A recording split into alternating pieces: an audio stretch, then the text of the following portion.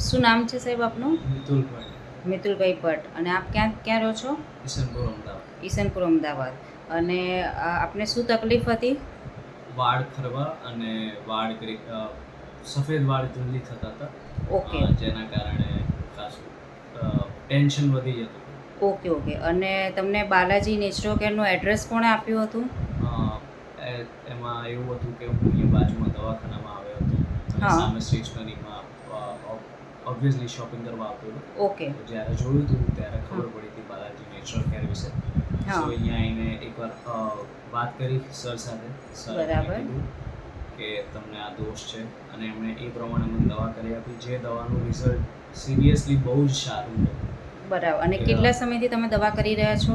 2-2.5 મહિના. 2-2.5 મહિનાથી. તમને પહેલાં જે 100% તકલીફ હતી, તો એમાં 2 થી 2.5 મહિનાની દવામાં તમને કેટલા ટકા આરામ લાગી રહ્યો છે અત્યારે? મને લાઈક 80% જેવી રાહત છે મને.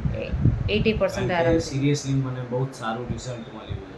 ઓકે. બિકોઝ ઓબ્વિયસલી કે જે મને પ્રોબ્લેમ છે એનું રિઝલ્ટ આવવા માટે મને વાર તો લાગશે, હા. સમય લેશે, પણ હા, દવાથી બહુ જ સારો ફાયદો થાય.